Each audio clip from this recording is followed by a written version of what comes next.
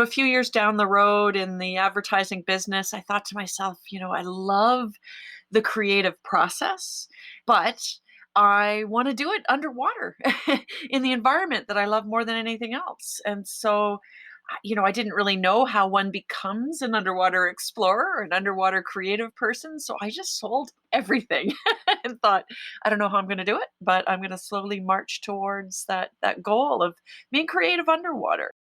I want to be someone who won't take no for an answer. I want to be someone who's brave and bold. I'm Liz Sumner, and this is I Always Wanted To, the podcast where I interview people who are doing things that others long to do. What have you always wanted to try? Find a ruin in a jungle somewhere. Or maybe I should just go out and do good, helping people that need special care. Hi, everyone, and welcome to I Always Wanted To. One of the aspects I find most fascinating as I interview people is the variety of things that attract us. How different are the subjects we want to learn and the environments we want to explore, and how what scares one person makes another one come alive. Jill Heinerth and I both love the water. We'd both jump on a flight to outer space if the opportunity presented itself. But Jill has trained to be a world-class underwater explorer and boldly goes where no human has ever ventured. She faces her fear regularly and has taken away a lesson I wholeheartedly agree with, that stepping into the darkness might feel scary, but it's also exciting. If you focus on that and take small, manageable steps, you can come up with some amazing results. One of my favorite parts of my conversation with Jill is how she learned to say no. Once in a while, she finds herself in a situation where her professional judgment tells her this is unsafe. Even though she's close to the prize or others want her to go on, she knows it's too dangerous and draws the line. For most of us, our decisions aren't quite as much a matter of life and death. But from time to time, we all need to resist social pressure and respect our own personal boundaries. Sometimes saying no is as courageous as diving into the unknown. I encourage you to visit the links in the show notes and see some of Jill's videos. Her descriptions are excellent, but the images take you to a whole new world. Here's the interview. My guest today is Jill Heinerth. A fellow of the International Scuba Diving Hall of Fame, Jill is an underwater cave explorer, best-selling author, photographer, speaker, and filmmaker. She joins us here from her home near Ottawa, Canada. Welcome, Jill. Thanks. Nice to be here with you. So you have many talents. Which came first, the diving or the filmmaking or the science? Well, I suppose my entire career is a bit of an accidental combination of many different loves in life. So, Mhm. I mean, as a child, I always loved the water, but in terms of education, I'm formally trained as a graphic designer, and that was my first career in life before Oh. becoming a full-time underwater explorer. Wow. Okay. So, how did you get from graphic design to underwater exploration? As I mentioned, I took, graphic design and fine arts in university, but I was also a scuba diving instructor, and that was my hobby, my passion. And, a few years down the road in the advertising business, I thought to myself, I love the creative process, but I want to do it underwater in the environment that I love more than anything else. And so, I didn't really know how one becomes an underwater explorer or an underwater creative person. So I just sold everything and thought, I don't know how I'm going to do it, but I'm going to slowly march towards that goal of being creative underwater. Wow. Well, I commend you. I love courageous leaps like that. So what were the steps that you took? Wow. Well, I mean, first it took a lot to become a scuba diving instructor, but certainly after my first scuba dives, I knew that was the environment that I wanted to be in, and so I always tell people, ask yourself, where are you happy? What space makes you happy? And I knew for me, working inside in four walls wasn't going to do it. So I think that was the greatest realization first was that I couldn't do like what I love to do in the space that I was in. I needed to be outdoors. I needed to be engaged in the environment. And honestly, it was a couple of years of process to think about, selling everything and just kind of starting over. But once you do that and you kind of land in a new place with just a suitcase in hand and no chance but to succeed in your goals, Hmm. you can kind of Hmm. force that narrative to move forward. So you went to become a professional diver? Is that what your path was? So, yeah, I was a scuba diving instructor and I sold everything in Canada, packed my bags, and I moved to the Cayman Islands to work at a small resort just so that I would have focused, concentrated time underwater. And it was there that I thought, okay, work on my underwater camera skills, work on my storytelling, pitch some stories to magazines, start to meet the right people who might give me a little bit of an introduction into the film and television world. And today, my career is made up of a lot of different activities. I mean, one could say, well, she's a writer, or she's a photographer, or she's a filmmaker. But all of those happen in this underwater environment. Okay, so what about the caves? Because you can be underwater without going into really dangerous places. Tell me about that.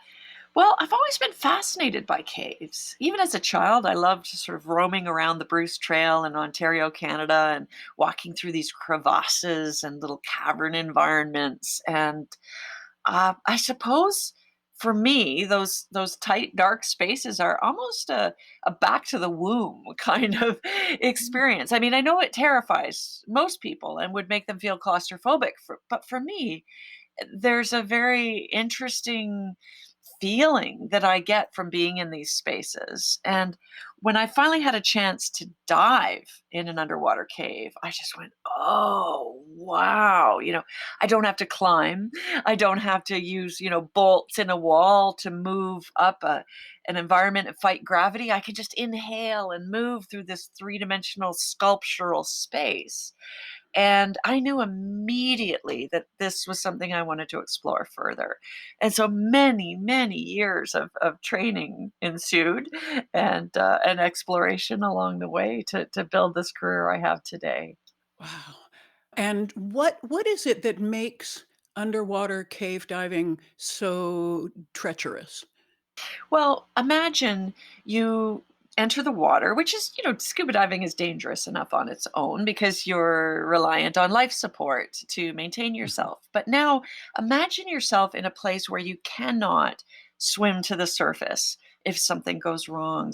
So I'm literally swimming into an overhead environment and there's no mission control to call for help to say, get me out of here. You're left to your own devices, your own equipment redundancy to deal with any particular failure you might have in your life support equipment. Now, add to that some very difficult environmental conditions. There's high flow, like a current in the water, there's silt that's easily disturbed by your own swimming movement or even by your bubbles striking the ceiling of the cave. Certainly, there's opportunities for the geology within the cave to shift. Ah, Divers also get lost in the maze-like passages of these environments. So there's many things that can go wrong, but if you're properly trained with the right equipment and diving within your experience and background, then you probably can manage most of what could come your way. and do you do rescues as well? I'm thinking of, like, the boys in Thailand, the soccer team that got trapped. Do you participate in things like that, as well as go for the beautiful nature shots and filmmaking?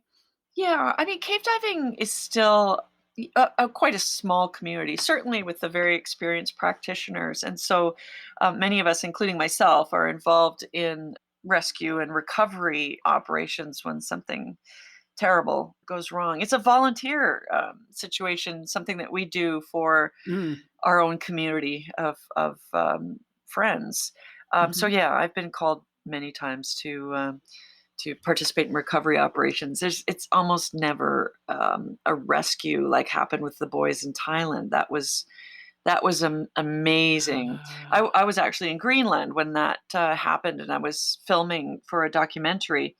and I was unable to go and drop the job that I was working on. But it was all my friends that were involved in that Mhm. operation, and they did just Mm, the most mm, mm. incredible team effort to make that a successful rescue.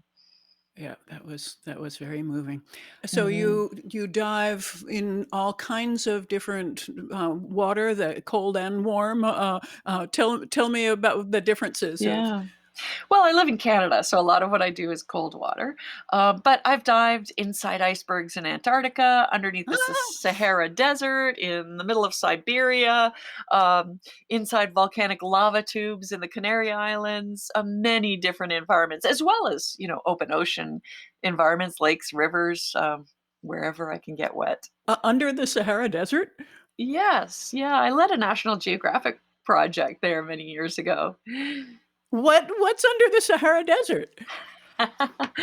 So this all started with my curiosity. I mean, as a child, haven't you ever thought about, well, there's these little pools, these little oases in the desert with palm trees and dates, Mhm. and where does this water come from? It only rains there once every 25 years. So what is this water? So I started digging a little bit deeper, ended up like reading about Alexander the Great, if you can imagine, because he made a journey across the Sahara Desert to consult with an oracle. And that oracle turned out to be a well inside a temple on the Libyan border with Egypt. And I went to that temple, I found the well, and I saw that clear water at the bottom. And Alexander even wrote about how these oases were connected. And I thought, are these caves? I need to find out. Oh, wow. And so is there a film or did you write about that? Listeners will wanna hear the rest of that story. So I did write about it in many different magazines. No film yet. I still think it's an amazing story. Yeah. Do you have a link that we can put in the show notes about that story? Yeah, I can find that for you. Sure. Yeah. Good, I would love that, and I Mhm. wanna make sure that we put links to your book and to Mhm. films because audio doesn't do justice to what you've created. I've looked at your website Yeah, and sometimes you need the oh, pictures. yeah, definitely. So tell me about your book. Oh, yes. So I have two books. I have an adult and children's book. So my memoir is called Into the Planet: My Life as a Cave Diver. And it's stories of my expeditions and travels around the world, including going to Egypt. But it's really about fear. Mm, It's about how we face and embrace or run from fear, how it can really define your life moving forward. So uh, it kind of ended up being a bit of a motivational story for these times as we all sort of face the darkness, the uncertainty of these COVID times. I wrote it mhm, before this all mhm. happened, but it really did end up resonating with a lot of people in terms of the challenges that we're meeting today. So some of my listeners listen because they want encouragement to try things that they haven't ever tried. So what kinds of things do you say to people to get over just the oh no, I'm too old, I can't do that, it's too late, that kind of resistance? Yeah. Well, I think a lot of people face fear or doubt, when they think, oh, I wish I had, I wish I could have, Mm, or I'm too mhm, scared to. And I say to mhm, them, I think that fear is what drives society forward in discovery and exploration. So, when you feel that Twitter in the bottom of your stomach that, lets you know that you're scared, it's actually telling you something's new. I mean, think mhm, about, mhm. even just getting on a roller coaster, something that's much more benign. You feel that same feeling in your stomach, but you turn that fear into excitement. And we can do that with anything. Because when we step into the darkness, I mean, for me, it's swimming into Mhm, a cave. But when you step into the darkness of anything that's new, whether that's, putting a proposal on your boss's desk or trying some new activity, the fear is telling you that you care about the outcome. And it ties you to a desire for positive success. And mhm. if we step into that darkness and let our eyes adjust to the light, then we have an opportunity to do something very exciting, something that's new for us, or maybe even new for humanity. And so you just take these small, manageable steps towards that. And before you know it, you're doing something that you never imagined. And it's really exciting. Yeah, a former teacher once pointed out something which I remembered, and that's that the physical experience of anxiety is basically the same as excitement. Yeah. So if it sort of depends on what you name it. Yeah. I mean, it's like the word failure. I don't like that word. I like to call it discovery learning Mm, because, mm, I mean, mm, the mhm, light bulb wasn't, invented on its first run, right? So was it a mhm, failure? No, it was a series of discoveries, progressive learning that mhm. finally resulted in something that has changed the life of everyone on this planet. We'll have more from Jill Heinerth about fear and the circumstances where she learned to face it after the break. Before we get back to the program, I want to take a short pause to welcome new listeners and followers and thank those of you supporting us at patreon.com/alwayswanted. I'm really glad you're here, and I want to get to know you better.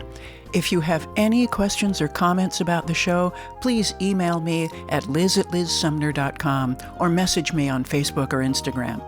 If you like what you hear, please share it with your friends and leave a review on Apple Podcasts or Podchaser. If you have time for a 5-question survey, I'd really appreciate your answers. You'll find it at lizsumner.com/survey. Let me know when you filled it out, and I'll send you a coupon code for a free copy of my online course, 8 Steps to Launch Your Dream Life. Thank you so much for listening. Here's the rest of the interview. So just forget about failure.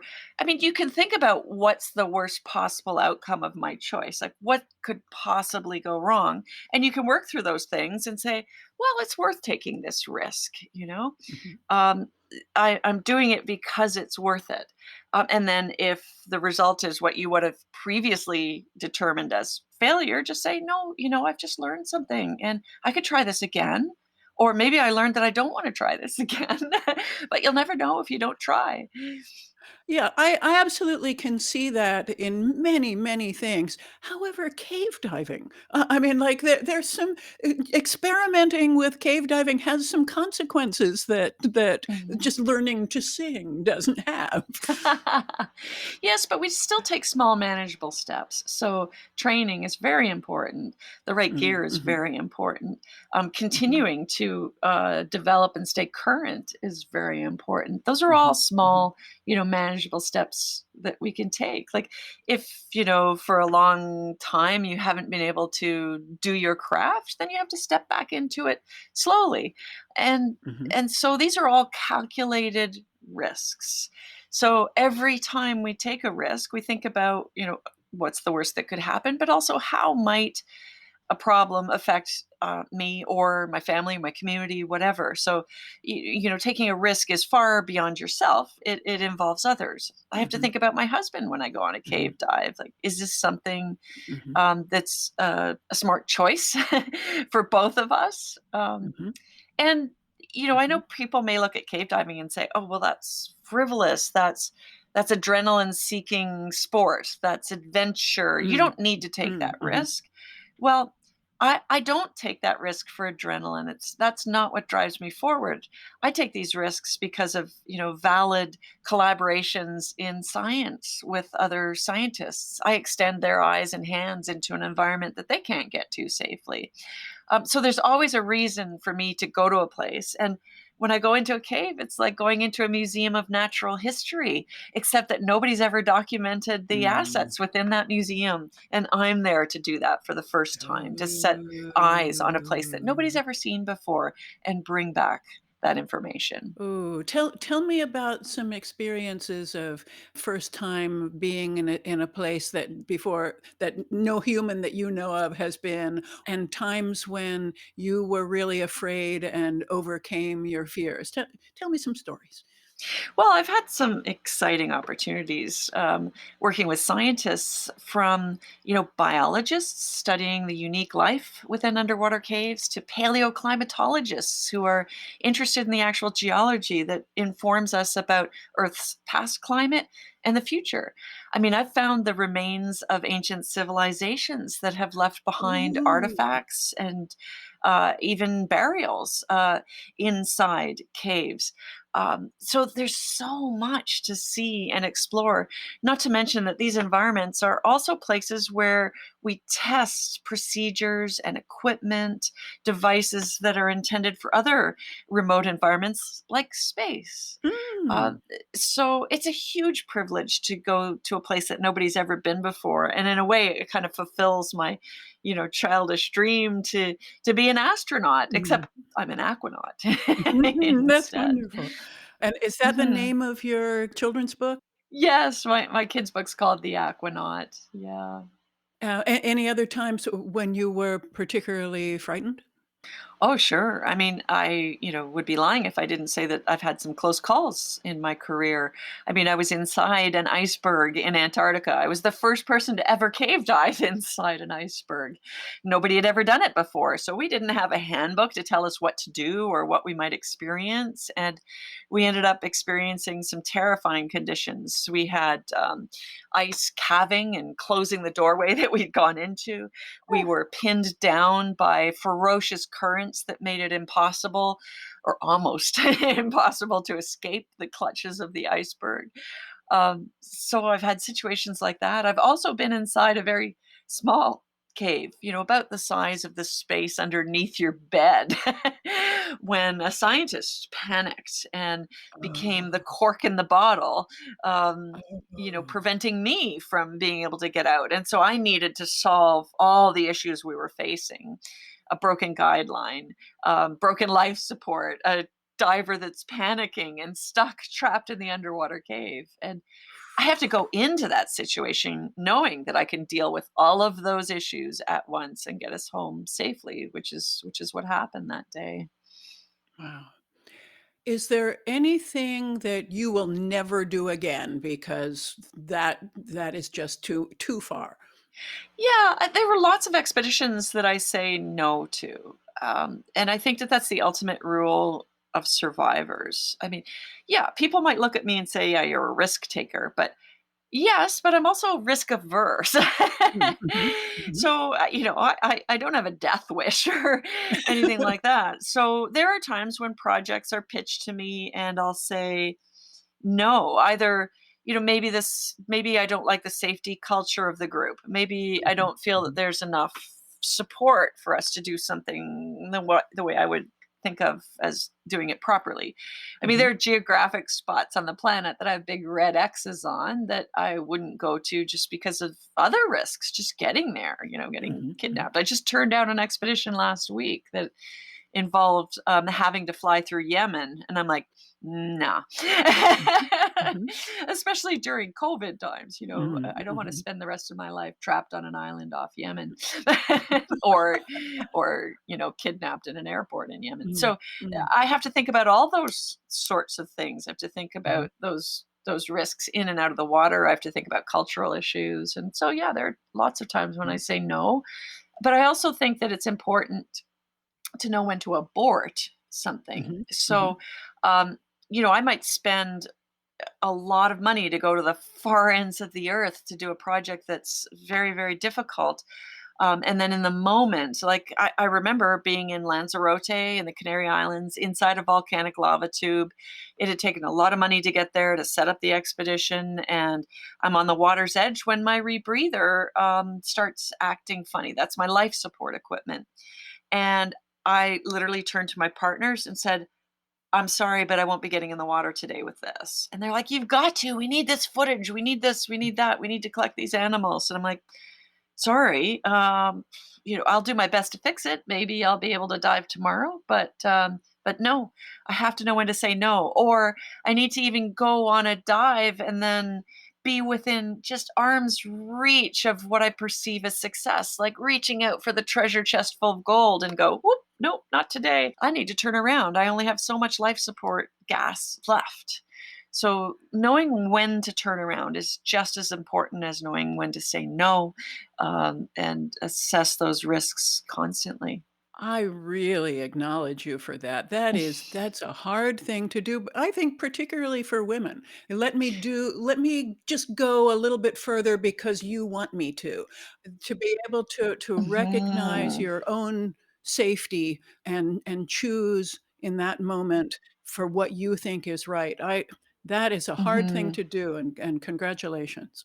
Well, it wasn't as easy when I was younger, frankly. I mean, I think some of that is the wisdom of Mhm, aging. I'm 56 mhm, years old right now, but the mhm, same girl in her 30s was a whole lot more likely to take on an additional risk, because of that social hierarchy mhm, within an organization or an expedition. I mean, mhm, you know, I'm sure it's clear to most of your listeners that I work in a niche within a niche within a niche that are all male dominated, mhm, and so fighting my way through the ranks to be, regarded as a world class explorer was not easy.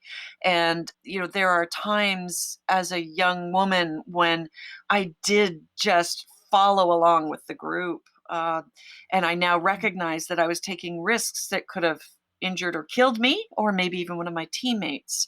And so there mhm, was a certain amount of luck to get to where I am mhm, today. But there is that wisdom in aging, maybe a mhm. greater sense of our own mortality, maybe maybe just a confidence where it's like, you know, no, I don't think so. That's something I might not have said in my 30s.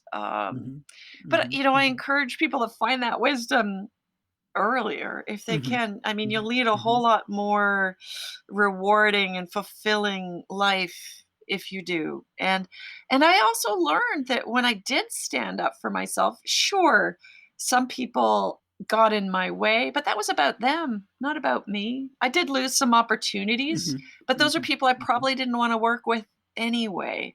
That was about them. mhm, It wasn't about me. mhm, So yeah, I am the only one mhm. responsible for my own safety and choices. That's nice. Do you work with your own team, or do you put a team together for each project? Who do you generally work with? So I'm an independent entrepreneur in a sense. So sometimes I'm creating projects and expeditions that I bring people into, but at other times I get calls from, National Geographic or a television network or the Royal Canadian Geographical Society or even an educational institution because they need my skills, as a photographer, as a writer, as a cinematographer, as a consultant. I work for private companies, sometimes testing life support equipment, survey equipment, things like that. But Mhm, really, I am an entrepreneur, and so I do control my own schedule and choices. But there are times when I take on long-term contracts with organizations. So it's a really mixed career. It means I don't know where the next paycheck is necessarily coming from, mhm, but I have mhm, control mhm. over what I get to do and the choices that I make. How many projects do you do in a year generally? In a non-COVID year? Oh, yeah. I mean, it really varies. I mean, sometimes I'm just writing articles Mm, or mhm, that, may take a few days or a week or I'm writing a book that takes years. mhm, mhm. Sometimes a movie project can take 3 years Oh, wow. to shoot documentary footage for, something of a Blue Planet level Mm, mhm, mhm, project. So it really varies year to year. Sometimes I'm doing more work that's generated solely by me, and I fill in the gaps in my schedule, creating, assets of my own. And then at other times I'm working for, a Hollywood company mm, on for mhm. 8 months on a movie. So quite a bit of variety. Wow. Can you tell us some of the things that you have upcoming? Oh yeah, I mean, like everybody else in COVID times, things are shifting constantly. So when COVID hit in March 2020, everything I had on my calendar disappeared in the course of a Mm, few weeks. So some mhm, of those have come back around to be rescheduled and then disappeared again. mm, mhm, So I'm doing a lot more work in Canada these days. I'm working on a major educational initiative that's supporting 3 documentary films about the Great Lakes. I'm Ooh. working on some diving stories out in Newfoundland, Canada. I still have some things kind of hanging on the books, like some work in Micronesia if the country Mm. reopens again. Mhm, mhm. um, yeah, and so there's a lot going on. I still have another book to write for Penguin Random Mhm. House, so I'm plucking away at that, and a new children's book for Tundra. So yeah, they'll always be writing and photography for me, one way or another. Is there any dream place that you've wanted to explore that you haven't yet? Yeah, I have not been to the Galapagos Islands or Cocos. Those are 2 underwater places I'd like to go. Um, I would, like, jump on a ticket to space in a heartbeat. Mm. Yeah, but at the same time, I don't really think of those as bucket list things. I mean, every day I Mm, kinda mhm. pinch myself. I am, very fortunate and rich with experiences, living in Canada. And if I never was able to, leave my own community, there would be a world of exploration for me to do right here. Wow, that's great. So, if there's a listener who has experience as a scuba diver and wants to know steps to take it to the next level, what what Mm. resources, what would you recommend?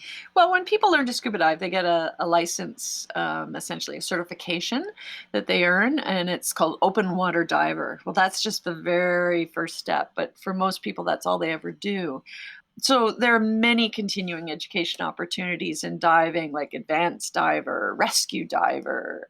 Those are the first 2 important steps so that you can kind of move from being only focused on yourself to learning more about the environment to Mm, expanding your sphere of awareness to include the awareness of others, like in rescue diving. And then mhm. there's, the professional track you can take to dive master and instructor. But cave diving is a part of what we call technical diving.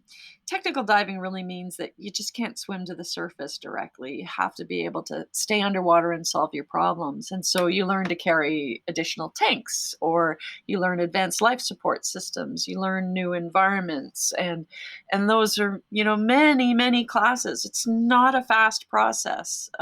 Years of training is important, not just training, but also experience in new environments. And what about photography underwater? What does one need to know to translate being a good photographer on land Hmm. versus being it underwater? Hmm. Well, you know what? When I learned to use a camera as a young woman, of course, we were shooting film. Mhm. And when I first jumped in the water, I had no training in underwater photography and very quickly learned that this is completely different. All the things I'd learned about composition, that was applicable, but the technicalities of shooting underwater is very, very different. There's a class that you can take to just get yourself started in underwater photography, but I was completely self-taught. And then, of course, shifting into the digital realm, there was another, hurdle. So, the best advice I can give to people are 2 things. F8 and be there and shoot a lot. The only way you're going to become a good underwater photography is to shoot, shoot, shoot in different environments, tough environments, places where you think there's nothing to shoot. You've got to learn to shoot when you can hardly see underwater, and find the story, and just keep doing it. That's beautiful. What would you like to say in conclusion? I guess a couple of things. If you want to learn more about what I'm doing, then check out my website at intotheplanet.com. I'd like to leave the listeners with just the encouragement to go out and explore. Find something that you've never done before that you've always wanted to do. And it could be something simple. It could be knitting, or it could be bungee jumping, or it can be, I'm going to start a new career, or I'm going to go back to school. Uh, and look at that goal and start to think about the small steps that you could make in that direction. What could you do to get yourself closer to that goal? And just keep stepping a little bit further into the darkness to see if it suits you and see if the any risks are worth it, because I guarantee the reward, the success will be very worth it. That's beautiful. Thank you. Thank you so much. That's a wonderful closing remark. My thanks to Jill Heinerth. You can find out more about her and her book and her adventures in the show notes. I invite everyone to write and tell me what you've always wanted to try. I'm Liz Sumner, reminding you to be bold, and thanks for listening.